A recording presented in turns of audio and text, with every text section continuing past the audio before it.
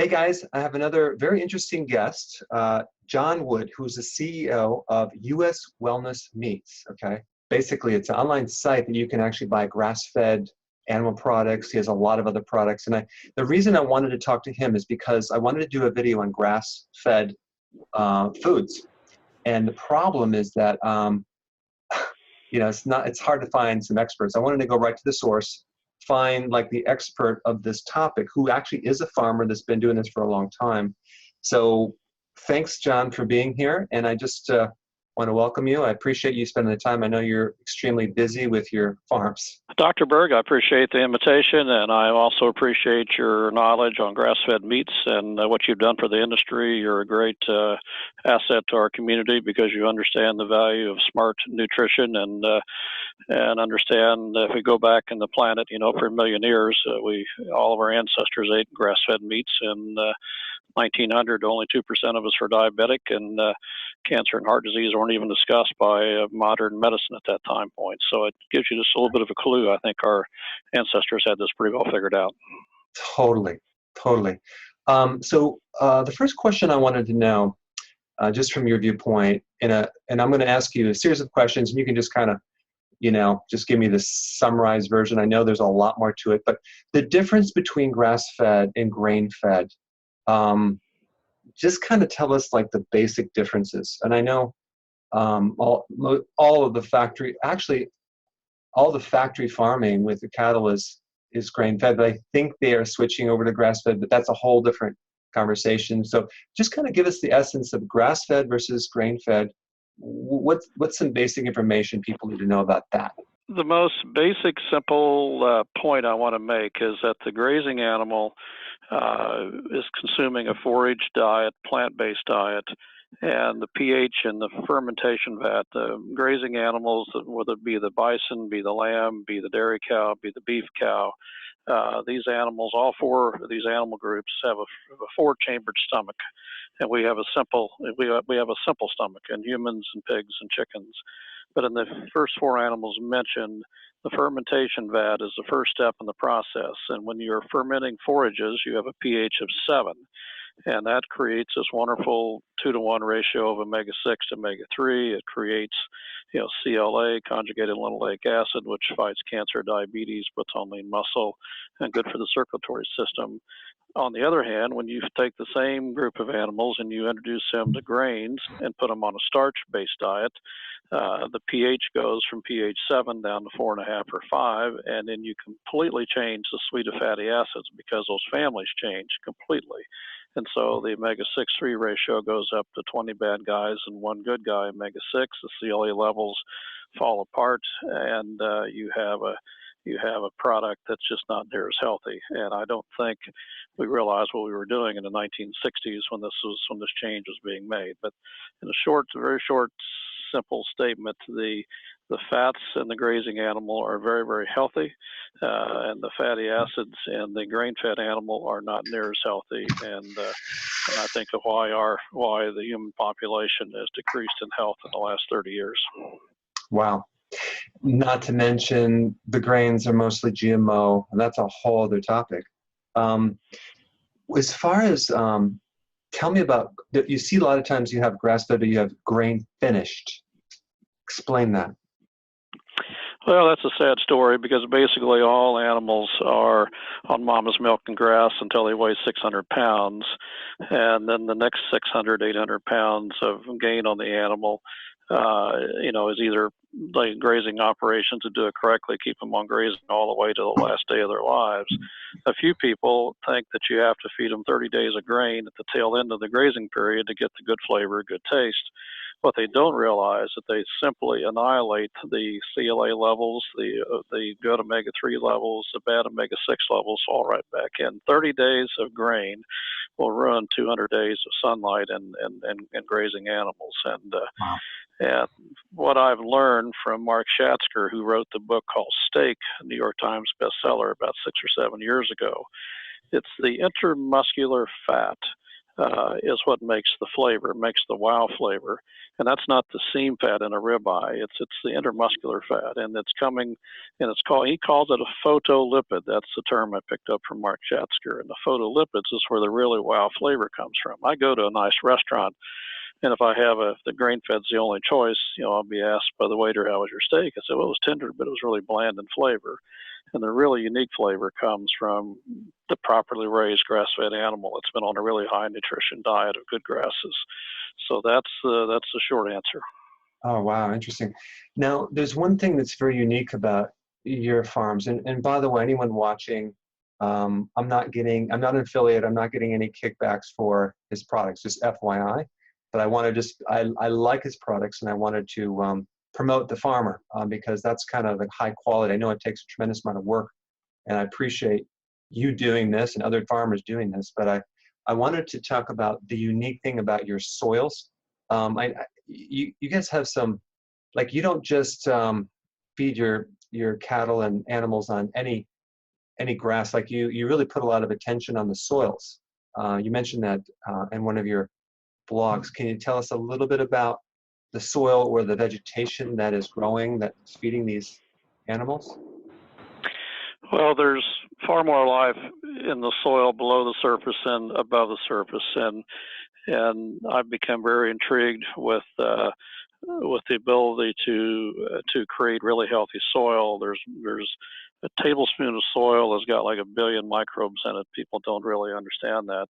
And we were trying to store carbon. In fact, grazing lands around the world, if you go back to Africa 1 million years ago, there was no deserts in Africa. It was all grazing lands from Cape Horn to the Mediterranean, and the large herds of grazing herbivores were on that planet, and they were managed by the predators that lived there as well. And so they grazed in a group and moved in a group, and the predators would eat the stragglers, the old and the wounded, or whatever. But that's what we're trying to mimic in North America today, is by managing these animals. They spend, if you can imagine, the floor in the room you're standing in now, broken up into 30 different cells, and each day they move to a different paddock. Well, after 30 days, you've got a really nice growth of grass, and that's what we're trying to do. We're trying to give the plants a chance to rest. And every time, these plants have healthier root systems, they're pulling more carbon out of the soil. And when you have a really healthy, vibrant soil, you produce healthier, more vibrant animals. You produce more minerals in the beef, and the flavor goes up. Gabe Brown is kind of the guru in the state of North Dakota, who's led this revolution. Several other friends around the country have really perfected it. But we recently, in late August, early September, northeast Missouri, my landscape received 12 inches of rain in about 10 days. I've got 3 rather large lakes on my property, and they barely showed much gain in water level. My neighbors had water running over roads, and quite a runoff. And I was able to capture and hold almost all of that water, which was amazing. It wouldn't have happened 20 years ago. And because the soil is just like a sponge, when it's healthy, it absorbs water, absorbs nutrients, and we call it biodiversity. We're growing, instead of a single monoculture, we're growing 10 and 12 cover crop mixes, summer annual plants that these animals just have a smorgasbord. They've got numerous things to pick from, and these animals are very astute. They'll pick the top of the plants. We actually like to graze 30 or 40% of the available forage, and the hoof action will put the rest of it on the soil surface so the microbes can feed. It's a really hard thing to get through your head that you're only going to harvest 30 or 40% of the top of the plants, but that's where the energy is. And the rest of the plant goes to the soil surface to feed the microbes. But once you understand that principle, you're really getting into the new term of biodynamic farming. And then you require no fertility. Mother Nature does all the work. That's what was, if you look back 1 million years ago, there was no fertilizer plants. There was nothing being done with Mother Nature. And that's what we're trying to mimic. Fascinating. Now, I've a hard time finding certain questions or finding certain answers when I do research on this topic. Maybe you can help me figure this out. But like the typical commercial factory farming, especially with cattle, or let's just say chickens, you see studies that show that they're high in arsenic, they're high in Prozac, not high, but they have Prozac in their feathers. There's all these medications, histamines. And so basically it sounds to me, and I don't know if this is 100% true, but they're, even to grow these animals, they have to, fill them up with things, antibiotics.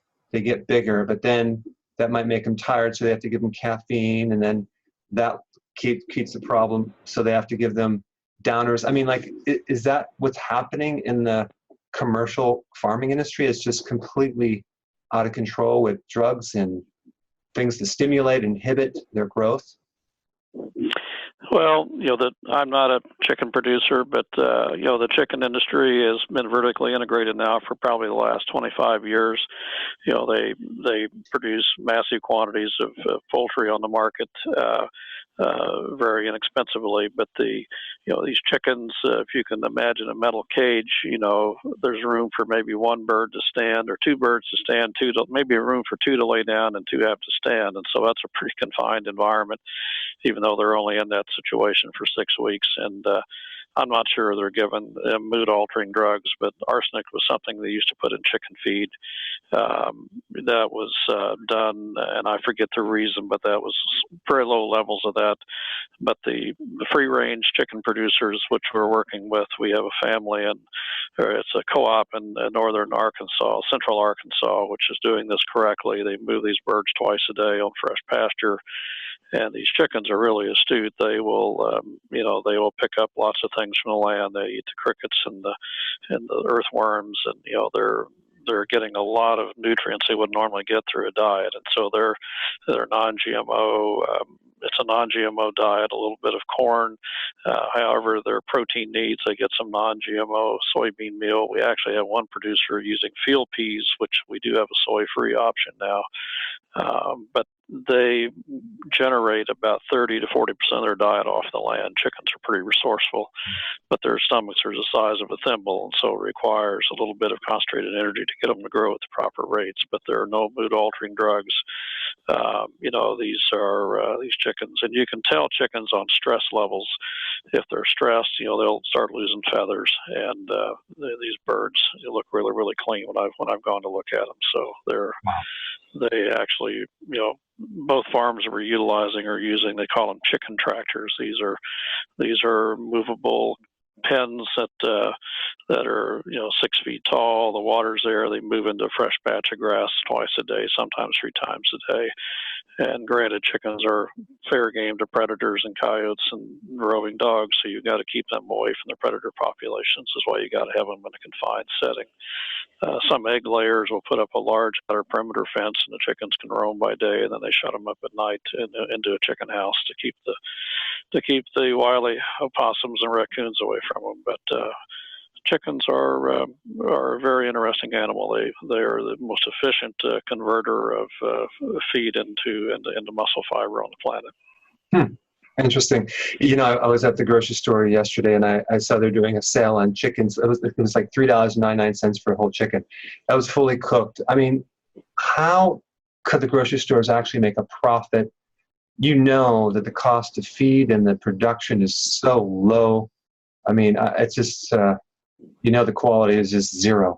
When you said it's a cooked chicken, that also makes me suspicious that there's a story behind that bird. In order to sell it, they had to cook it to, get it into a clean label state, so to speak. And who knows, it might be a loss leader. There may be other items in that meat counter that are going to make their money. But when I see a cooked chicken like that, it makes me a little suspicious that there's a fresh chicken can only stay on the counter so long, and then they have to cook it. So I'm always leery of fully cooked chicken. Interesting. I didn't think of that. There's one point I want to bring up about even your company. It doesn't have a label of organic. So tell us why that is. And I know actually in your state, I think it's, they pretty much, you have to label it. The certification of organic basically charges you 3% of the gross profits. And I mean, just clarify that for me. Well, 2005, the state of Missouri, the legislature, unbeknownst to me or why they did this, they actually used to have a state office for organic certification. It was a really simple thing, didn't cost much money. Missouri had a lot of certified organic producers, anywhere from chickens to apples to, to wine or whatever, and they elected to take $120,000 out of the budget and turn it over to private industry. And there was a company in St. Louis that picked it up, and I approached them in the fall of 2005, and they, the farm I had really been out of row crop production for about 7 years, and then I knew it would pass. And I asked the lady, I said, how do we renew this? And she says, well, we're going to look at your financial records, and we'll take 3% of the previous year's gross sales in order to maintain the license. And I said, gross sales, not net sales? And she said, yes, your gross sales. And I just thought it was insane. It was going to cost dramatically more than what the state, the state, you just paid an annual permit, just like a license fee. And so, we've elected to use, apple cider vinegar that's out to these animals year round for parasite control. It does a pretty good job on external parasites as well. That's kind of a trick I picked up 10 or 12 years ago. And so, we've never used hormones. Anything with an antibiotic gets corralled and goes to the standard auction, and these animals don't really hardly ever get sick. The diet they're on, the land they live on, and the health of the soil, we rarely ever see a sick animal. And the apple cider vinegar is kind of our ace in the hole for that. And we're not buying prepared fertilizers. We let the soil microbes do it. So we're pretty much an organic product right now. But then when you certify organic, you've got a paper trail you got to maintain. That's more staff, and then the harvesting plant's got to keep track of it. They charge more money, and then there's just a whole series of costs that roll into that thing, and it ends up the consumer's going to spend more money. And I kind of agree with Joel Salatin when I call the prairie populace of the grass-fed movement. Grass-fed is beyond organic, because 99% of all the organic beef sold in America today has been grain-fed organic corn, and organic corn will give you the same omega-6 levels as non-organic corn. So I've always said grass-fed is beyond organic, and to me that's the real separation right there. Interesting. As far as where this is going, I think even the factory farms are going towards grass-fed, but they're going to do it in pellets or something, or. Well, we're not feeding grass-fed pellets. I mean, that's I know there's some of that going on, but you can buy alfalfa pellets, I guess, which would be a form of grass. But we actually have a large number of animals right on the Gulf Coast year-round now, in the southern tip of Alabama, which is kind of it's protected by Mobile Bay in the Gulf, and we can actually do year-round grazing in the far deep south, and that's where our winter production takes place. So it's very expensive to feed animals stored hay and stored baleage in the winter months. It's just difficult to do when the air gets really cold. It takes a lot of energy for them to maintain body heat. So we try to have most of our animals along the Gulf Coast in the winter during the winter time frame. Interesting. And another thing that I noticed that, and I purchased some of your hamburger with, was it like 55%, right? I think it was 45% fat. Incredible. Yeah, in fact, that's Ben Greenfield is kind of a famous Spartan racer in the United States and a great fan of the grass-fed industry, and he encouraged us to do that, I guess, in April of 2017. And he got behind it and promoted it. And I think by the end of the year last year, it was a number 13 selling item in the entire web store. I would have never believed how it took off. But we not only have you are correct, it's 55% lean to 45% fat, which, by the way, is the exact same ratio of our pemmican bars, which is we've had around now for 15, 16 years. And pemmican is my breakfast fuel, so to speak. And it's also 55% beef jerky and 45% straight beef tallow, which is about 230 calories and about 12 grams of protein in a 2.14 ounce serving, which is probably one of the most intense foods you can take. And we actually have a sailor, Istvan Kopar, who is in the Great Global Race, going around the world, 30,000 miles of transit from the coast of France, and left there in July, coming back hopefully in March of this year.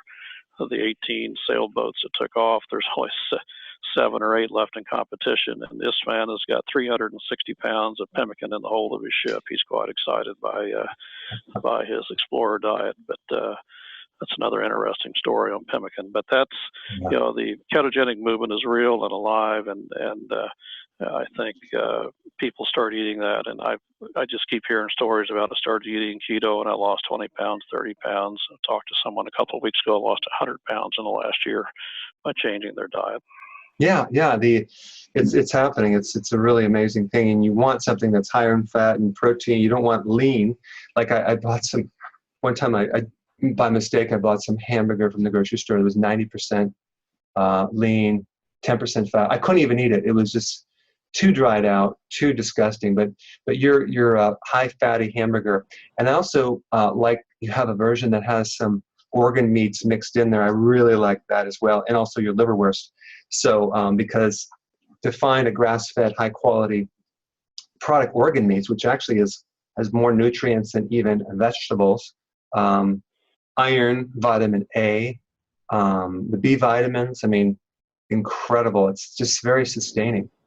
So I'm glad that you have that. Well, thank you. The organ meats, it's just amazing how many organ meats we've sold over the last 18 years. But when you add the